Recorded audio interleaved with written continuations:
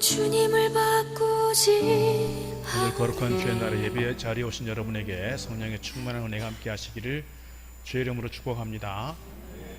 이 마이크 볼륨을 조금만 올려주시면 감사하겠습니다. 오늘은 주일입니다. 주일을 주님의 날 이렇게 하고요. 신약 성경에도 보면 주의 날 이렇게 기록된 곳이 몇 군데 있지요. 주의 날은 어떤 날입니까? 주님의 날은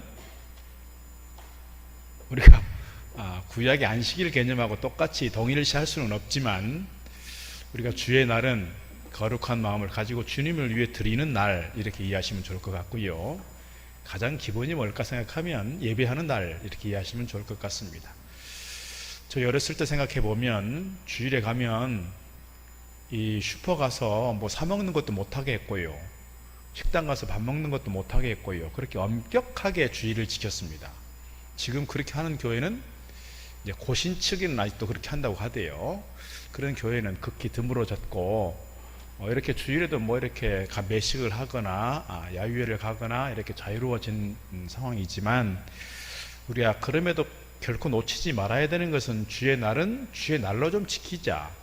주일의 정신을 좀 가지고 주일을 구약의 어떤 안식일 개념으로 지킬 수는 없지만 그래도 주일을 좀 경건한 마음으로 주님께 예배하는 날로 삼으면 좋겠다, 그런 마음이 있습니다.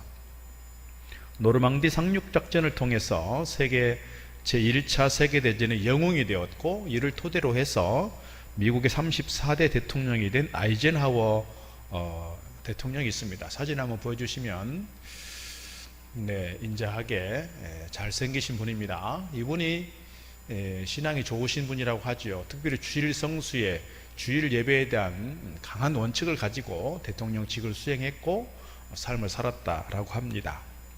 1959년에 소련의 공산당 서기장이었던 후르시초프가 워싱턴을 방문하게 됐습니다. 그래서 정상회담을 하게 된 것이죠. 세계 제1국과 제2국이 이렇게 정상회담을 하는 거니까 얼마나 중요한 회담 아니겠습니까? 그런데 그 중간에 하필이면 주일이 걸려 있는 겁니다. 그래서 아이젠하워가 후르시초프에게 제안을 했습니다.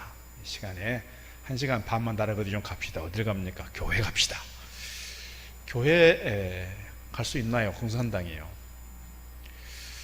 그래서 그러면 1시간 반만 기다려달라고.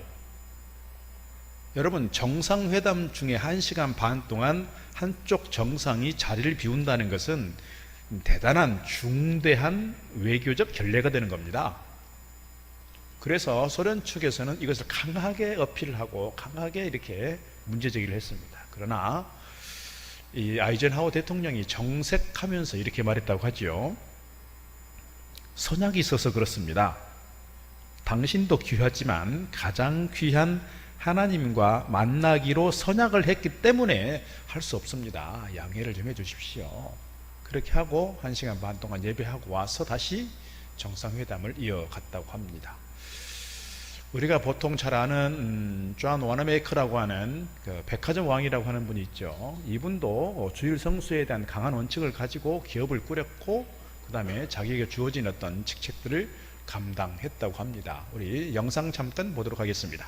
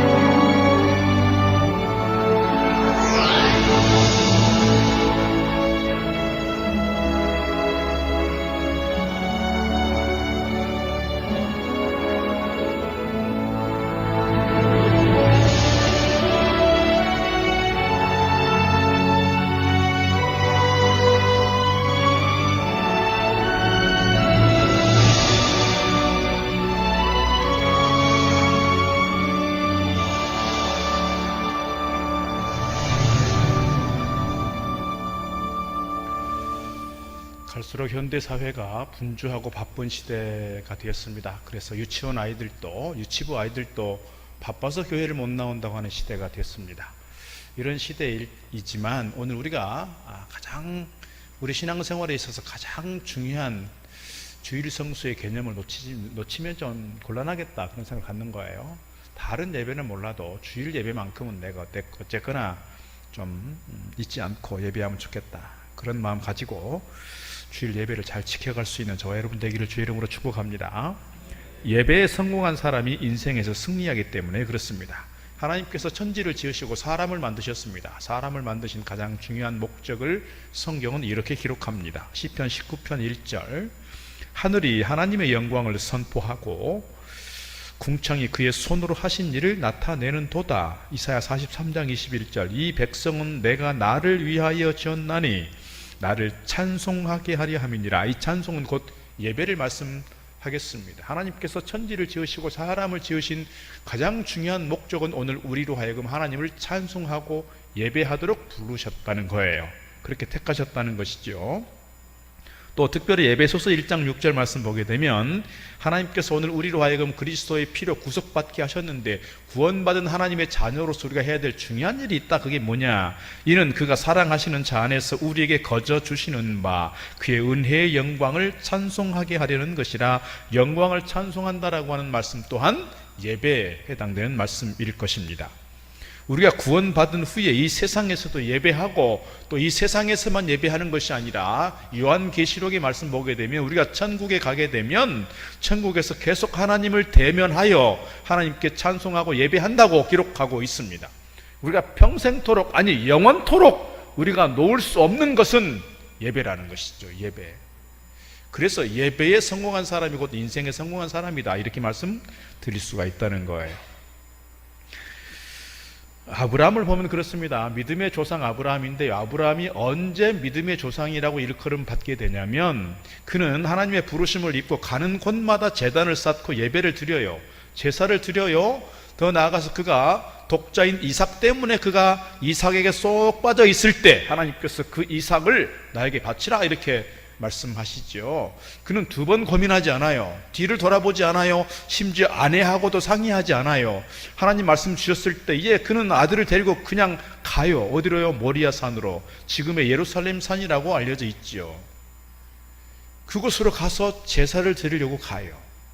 그렇게 자식까지도 하나님의 말씀을 따라서 하나님께 제사하려고 했고 하나님께 바치려고 했던 그 아브라함의 믿음을 하나님께서 테스트하시고 그때부터 그를 믿음의 조상이라 이렇게 얘기하는 거예요. 그러니까 가는 곳마다 제사하였고 믿음을 통해서 하나님 말씀에 전적으로 순종하였을 때 하나님께서 그에게 축복의 문을 열어주셨다, 이렇게 말씀드릴 수가 있겠지요. 사무엘상 2장 말씀 보게 되면 두 가문이 등장합니다. 하나는 엘리의 가문이고요, 하나는 한나의 가문입니다. 그때 당시 엘리의 가문은 믿음의 명문 가문이다, 이렇게 보통 부를 수 있어요. 제사장이었기 때문에 그렇습니다. 한나의 가정은 그저 평범한 가정이었어요. 그런데요, 엘리 제사장의 가문이 몰락해요. 한나는 그 아들 사무엘을 낳고 사무엘이 엘리의 뒤를 이어서 이스라엘의 영적 지도자로 세워집니다. 그러면 왜 하나님께서 엘리 그 좋은 믿음의 가문을 몰락하게 했을까? 그 결국은 예배에 실패해 있다는 거예요. 예배의 실패. 사무엘상 2장 30절 말씀 보게 되면 하나님께서 엘리 제사장에게 주신 말씀을 이렇게 기록합니다. 사무엘상 2장 30절, 사무엘상 2장 30절, 그러므로 이스라엘의 하나님 나 여호와가 말하노라, 내가 전에 네 집과 네 조상의 집이 내 앞에 영원히 행하리라 하였으나, 그러니까 처음에는 엘리 제사장을 세우실 때 너의 집이 영원할 거다, 큰 복이 임할 거다, 이렇게 말씀하셨어요. 그런데 이제 나 여호와가 말하노니 결단코 그렇게 하지 아니하리라. 예전에 했던 약속, 예전에 했던 그런 말씀에 대해서 이제는 내가 거두겠다. 왜? 너가 보니 예배 실패한 사람 아니냐, 이거예요. 그러면서 덧붙이는 말씀이 이거예요. 나를 존중히 여기는 자를 내가 존중히 여기고 나를 멸시하는 자를 내가 경멸하리라 그랬습니다. 나를 존중히 여긴다는 게 뭐예요? 하나님을 경외하는 마음으로 하나님께 예배하겠다는 거예요. 그렇게 하나님을 예배하는 사람들을 하나님께서 존중히 여기고 하나님을 경멸한다는 게 뭐예요? 예배하지 않겠다, 나 중심으로 살겠다, 내 뜻대로 살겠다, 내 힘을 가지고 살 거야 라고 하면서 하나님을 무시하고 하나님을 경멸하는 사람, 하나님께서도 그를 무시하겠다, 하나님께서도 그를 저주하시겠다, 이렇게 말씀하는 겁니다. 여러분, 우리 인생이 왜 망가지는 걸까요? 우리 가정이 망가지는 이유가 어디 있을까요? 잘 돌아보면 우리 예배에 실패해 있는 것은 아닌가, 늘 그렇게 돌아보게 됩니다. 가정이 실패하고 내 인생이 실패한 중요한 이유가 내가 하나님을 떠나서 내 힘으로 뭔가 해보려고 했고, 내 지식 가지고 해보려고 했고, 내 뜻을 따라서 내 감정에 쌓여서 그렇게 살았던 내 모습은 아니었는지를 우리가 돌아볼 필요가 있습니다. 여러분, 집에 가전제품을 사면 늘 따라오는 게 있습니다. 뭐가 따라오냐면 매뉴얼이 따라와요. 이 가전제품은 어떻게 사용합니다, 사용 설명서가 오지요. 그 사용 설명서를 잘 사용해야, 그대로 사용을 해야 이 가전제품을 오래 사용할 수 있고 고장나지 않게 쓸 수 있습니다. 우리 인생도 마찬가지인 거예요. 앞서 말씀드린 것처럼 하나님께서 우리 인생을 지으시고 이 땅 가운데 보내신 것은, 그리고 우리로 하여금 예수 그리스도로 구원받게 하였고 하나님의 거룩한 자녀가 되게 한 것은 가장 중요한 이유와 목적이 어디 있다는 거예요? 하나님을 예배하는 데 있다, 하나님을 찬송하는 데 있다, 하나님께 영광 돌리는 데 있다. 그런데 이런 인생의 매뉴얼을 벗어버리고, 이런 인생의 매뉴얼을 내팽개쳐버리고 내 뜻대로 살겠다, 내 마음대로 살겠다, 내 힘으로 살겠다, 그러니까 인생이 망가지고 인생이 실패하고 그렇게 되는 것은 아니겠는가, 그런 이야기입니다. 오늘 우리가 이 예배의 승리자가 되셔서 인생의 승리자 다 되기를 바라고, 하나님께서 찾으실 만한 예배자가 되셔서 하나님께서 기뻐하실 만한, 그리고 하나님께서 존중히 여기실 만한 거룩한 믿음의 사람들로 세워지기를 주의 이름으로 축복합니다. 제가 지난 2주간 요한복음 4장의 말씀 가지고 예배에 대해서 말씀드렸습니다. 오늘까지 예배에 대해서 말씀드리려고 합니다. 지난 시간의 말씀의 결론은 뭐예요? 영과 진리로 드리는 예배다. 다른 곳에 마음을 빼앗기지 말고 집중하여 하나님께 예배하자, 그런 말씀 드렸습니다. 오늘 말씀은 삶으로, 우리의 몸으로 드리는 영적 예배를 강조하고 있습니다. 1절 말씀 보겠습니다. 그러므로 형제들아, 내가 하나님의 모든 자비하심으로 너희를 권하노니 너희 몸을 하나님의 기뻐하시는 거룩한 산 제물로 드리라. 이는 너희가 드릴 영적 예배니라. 여기서 몸으로 드린다라고 하는 것은 우리의 몸, 육체, 육신만 말하는 것이 아닙니다. 우리의 전 인격을 통해서 하나님께 제물로 드리는 거예요. 제물로. 구약 시대에는 제사장들이 이 짐승을 잡아서 짐승의 피로 제단 뿔에 바르고 또 불에 태워서 드렸고, 그렇게 마당에 이렇게 뿌렸어요. 짐승을 잡아 드렸단 말입니다. 근데 오늘 말씀 보니까 무엇을 드리라고요? 너희 몸을 드리라는 거예요. 우리 몸을 구약 시대에 제물로 드렸던 짐승처럼 그렇게 드리라는 거예요. 이게 뭐냐면 일종의 헌신을 상징하는 것이기도 합니다. 헌신을.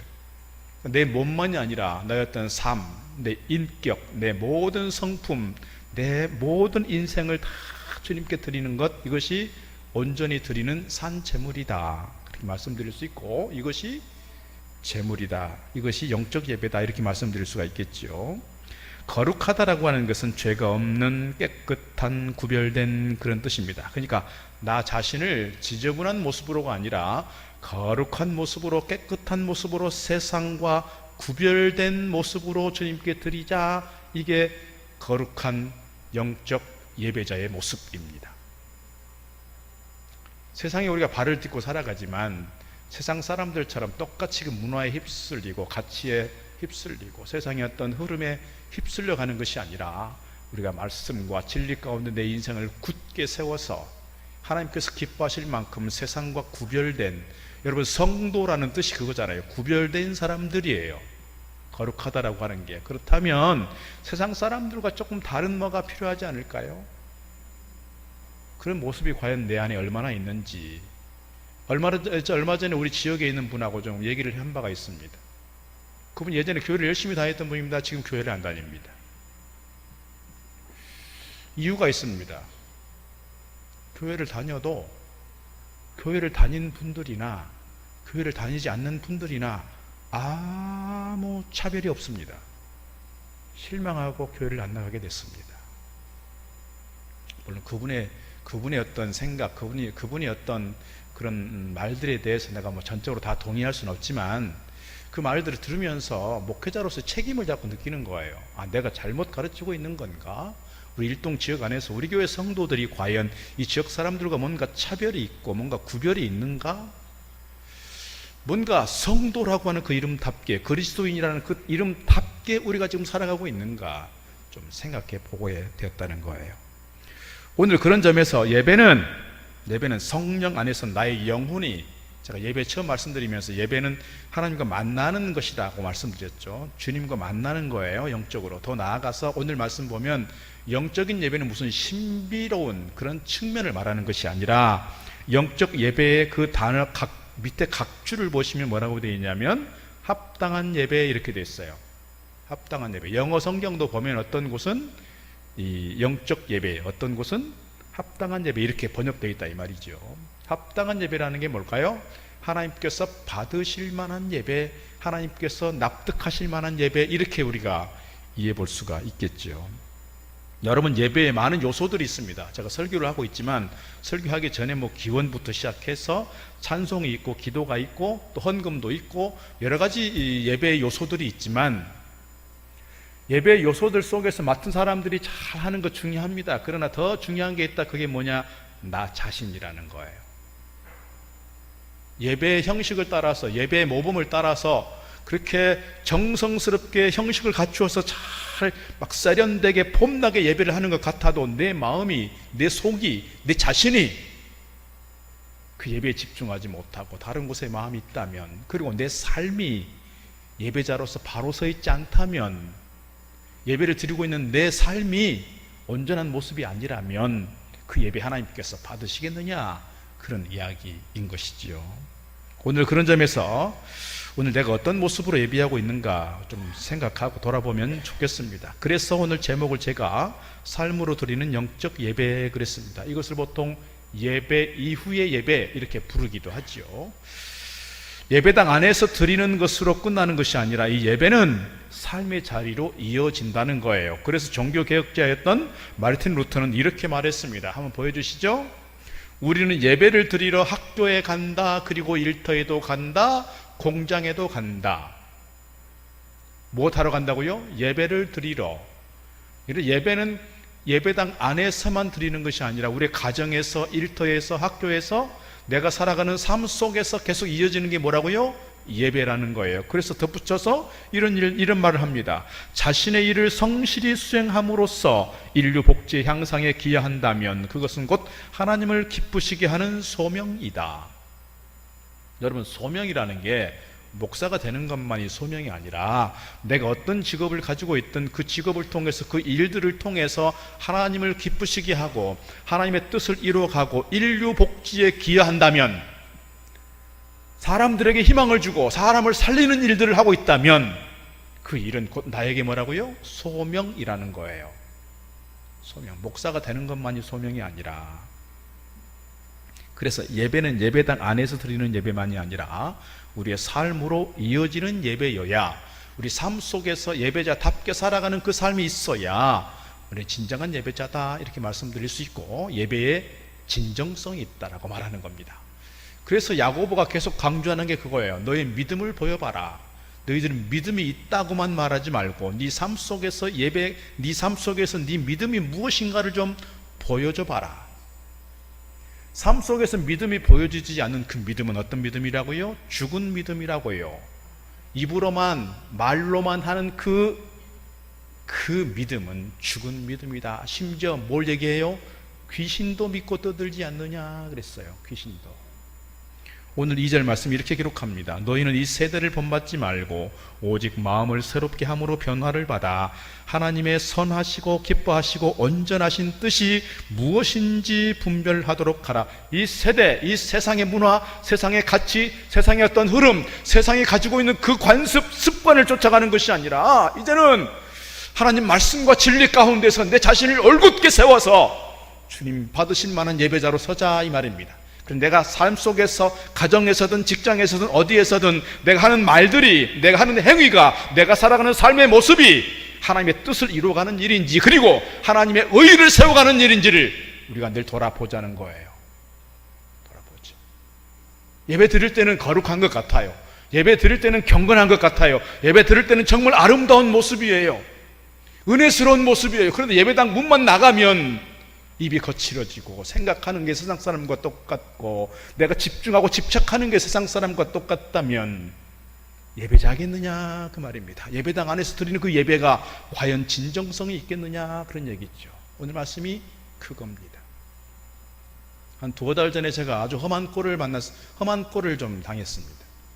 제가 노회 임원을 하다 보니까 각 노회 안에는 각 교회 형편들에 대해 보게 됐습니다.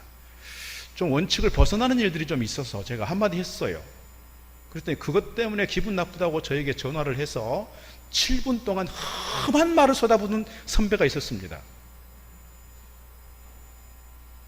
제가 좀 범생이 기질로 좀 이렇게 성장했기 때문에 험한 말들을 거의 듣지 않고 살아왔어요. 욕을 듣거나 뭐 그런 일이 거의 없었는데 제 인생 최고의 험한 말들을 들었습니다. 누구에게? 목사에게요. 선배 목사에게요. 종회를 위해서, 노회를 위해서 이렇게 열심히 일했던 부분들에 대해서 제가 존중해 왔고 인정해 왔습니다. 존경까지는 아니어도요. 그런데요, 그런 꼴을 당하고 나니까 인간의 밑바닥을 보게 되었고요. 그 존중하는 마음, 인정하는 마음 싹 사라졌어요. 자기 감정을 주체하지 못하고요. 그렇게 쏟아놓는 그 험한 말들을 들으면서 수요 예배 1시간 전이었어요. 내가 이 감정 가지고 수요 예배를 어떻게 드리나, 내가 어떻게 올라가 설교하나, 도저히 자신이 없었어요. 그러다가 이제 설교 전에 한 20분 찬양을 하니까 제가 일부러 막 찬양을 크게 불렀어요. 제 감정 좀 통제를 하려고. 찬송을 막 부르니까 제 안에 조금 이렇게 좀 잠잠해졌어요. 그래서 올라와 설교했어요. 여러분, 교회에 오면 장로가 되고 권사가 되고 안수집사가 되고 교사가 되고 막 이렇게 아름다운 모습으로 주님을 섬기고 직분을 받았어요. 그런데 집에 가면 아이들에게 막 함부로 하고 막말을 하고 때리고, 그 아이들이 교회 나오고 싶을까요? 나는 아버지 생각해서 나 교회 안 나갑니다. 이렇게 된다고요. 제가 간혹 여러분에게 말씀드리지만 여러분은 우리 교회 얼굴이에요. 여러분이 어떤 직분을 가지고 있어서가 아니라 여러분 일동 동북교회 교인 하면 사람들이 다 이제 알아요. 저 사람 일동 동북교회 교인이야. 동네 나가서 술 먹고, 동네 나가서 술주정하고, 동네 나가서 폭력하고, 동네 사람들에게 험한 말 하고, 그렇게 하면 동네 사람들이 다 뭐라 그래요? 일동 동북교인 아니야? 그렇게 된다고요. 우리는 다 일동 동북교회 얼굴을 가지고 살아가는 거예요. 사실 일동 동북교회 얼굴이 아니고 누구의 얼굴이에요? 주님의 얼굴이래요. 주님의 얼굴. 여러분이 하는 말 한마디가요, 여러분 하는 행동 하나가요, 누구의 얼굴이라고요? 주님의 얼굴이라고요. 주님의 얼굴이 먹칠하는 거예요. 그래서 주님께 영광을 드리는 것이 아니라 주님의 영광을 가리우는 일을 하는 거예요. 자기 감정 이기지 못해서 막 쏟아놓고 나중에 사과하면 무슨 의미가 있습니까? 이미 물이 없고 엎어졌는데요. 그래서 오늘 우리가 정말 내가 예배자로서 바로 서 있는가 돌아보면 좋겠어요. 내가 과연 내 가정에서, 내가 다니는 직장에서, 내가 꾸려가고 있는 이 기업 안에서, 내가 생활하고 있는 이 공동체 안에서 과연 나로 인해서 사람들이 희망을 보고, 나로 인해 사람들이 기뻐하고, 나로 인해 사람들이 분위기가 좀 좋아져가고, 나로 인해 사람들이 살만한 세상으로 바꿔져 가고 있는가. 간혹 보면 그런 경우 있잖아요. 내가 들어가면 애들이 막 거실에서 막 이렇게 수다 떨고 막 분위기 좋다가 내가 들어가면 싹 자기들 방으로 들어가 버려. 혹시 그런 분 안 계시는지 모르겠습니다. 여러분 중에. 그는 자녀들에게, 가족들에게 내 얼굴이 은혜스럽지 못하는 거겠죠. 자녀들에게 좋은 관계를 맺지 못하고 있는 거겠죠. 여러분, 친구들끼리 막 이렇게 놀다가 어떤 한 친구가 들어오면 그 분위기가 막 업되는 경우가 있고요. 어떤 친구가 들어오면요, 그 분위기가 싹 가라앉는 경우가 있어요. 여러분은 어떤 경우입니까?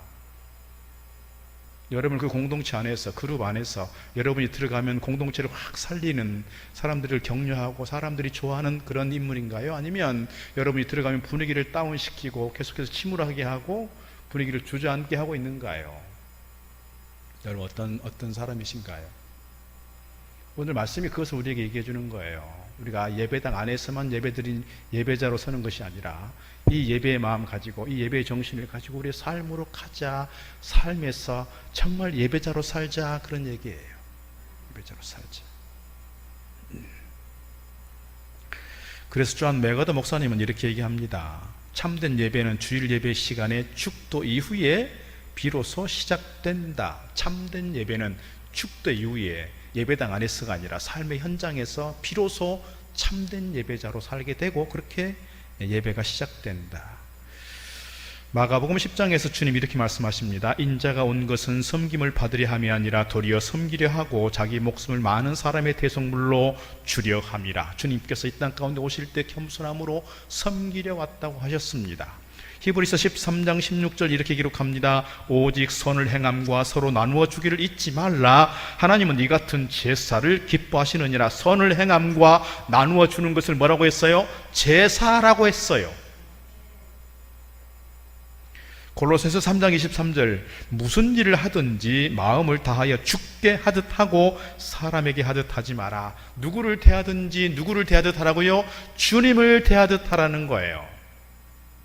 우리는 일반적으로 어떻습니까? 내가 좀 힘이 있고 권력이 있고 지위가 있고 계급이 높고 뭔가 가졌다 생각하면 나보다 약하다고 생각하는 사람, 나보다 낫다고 생각하는 사람, 나보다 부족하다고 생각하는 사람들에 대해서 우리가 함부로 말하게 되고 무시하고 그렇게 살고 있지는 않은가요? 이것이 어쩌면 우리 인간 사회 속에서 기본적으로 형성되어 있는 질서예요. 그런데 오늘 우리 믿음의 사람들은 이 질서를 좀 거슬려 보자고요. 나보다 힘이 없다고 무시하고 나보다 계급이 낮다고 무시하는 것이 아니라 그럼에도 불구하고 주님을 대하듯이 존중하자, 주님을 대하듯이 귀하게 여기자, 주님을 대하듯이 사랑으로 대하자, 이거예요. 이게 뭐예요? 참 예배자의 모습이다. 이렇게 말씀드릴 수가 있을 것입니다. 마태복음 5장 16절에서도 말씀합니다. 이같이 너희 빛이 사람 앞에 비추게 하여 그들로 너희 착한 행실을 보고 하늘에 계신 너희 아버지께 영광을 돌리게 하라. 너희로 하여금 너희의 그 착한 행실 때문에 사람들이 그를 보고 너를 보고 하나님께 영광 돌리게 하라. 파친코라는 드라마 보셨는지 모르겠습니다. 여러분 젊은 분들 중에 혹시 보신 분 계신지 모르겠어요. 애플 TV에서 한 거였는데 작년 이때쯤 했는지 모르겠습니다. 저도 사실 이렇게 넷플릭스니 애플이 이런 거 보질 않고 있어서 드라마는 못 봤는데 이 작가가 인터뷰하는 거는 제가 봤어요. 이민진 작가인데요. 이민진 작가가 할아버지를 생각하면서 쓴 소설입니다. 이름이 파친코입니다. 그림 한번 보여주시죠. 왼쪽에 있는 거는 책이고요. 소설책이고요. 오른쪽에 있는 건 드라마 썸네일입니다. 예. 넘겨주시면 이민진 작가 이렇게 인터뷰하는 장면 이렇게 사진으로 찍은 겁니다.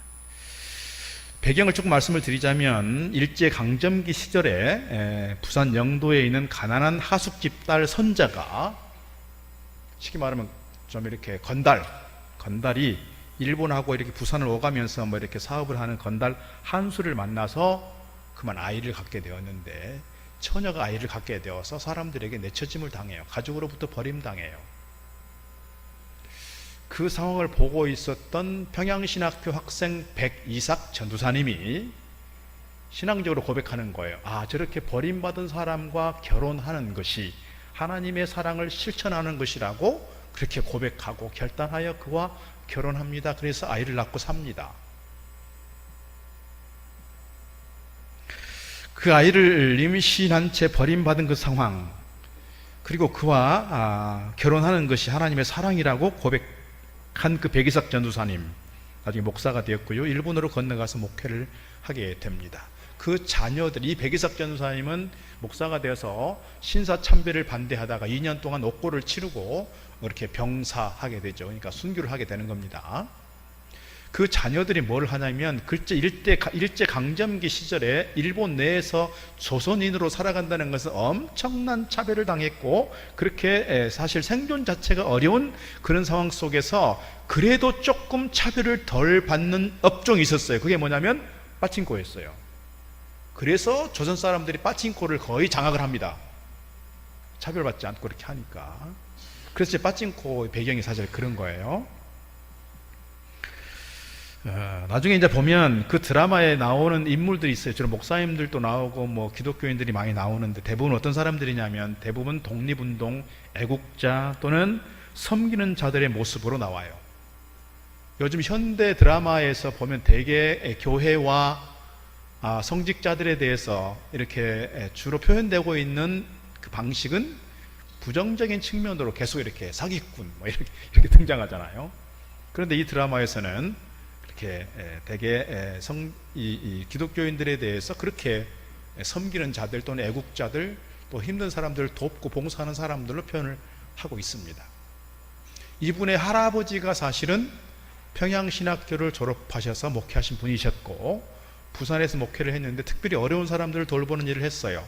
그리고 나가사키와 히로시마에서 원자폭탄이 떨어졌을 때 그때 버림받은 부모를 잃은 아이들 중에 조선 아이들, 우리 한국 아이들을 데려다가 돌보는 귀한 사역들을 했다고 합니다. 이분들은 나중에 이제 미국으로 건너가서 재미교포가 됐죠.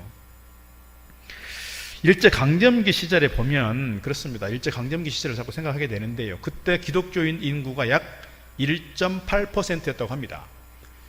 여러분 3.1 만세운동 했을 때 33명의 사람들 중에 절반이 기독교인이었습니다. 그만큼 1.8%밖에 되지 않는 기독교인들이 세상 앞에서 그렇게 희망이 되어줬고 빛이 되어줬고 소금이 되어줬고 사람들에게 선한 영향력을 끼쳤던 시대, 지금은요 20%가 되었지만 과연 그때처럼 그만큼의 영향력이 있을까 생각해 보면 의문이 아닐 수가 없습니다.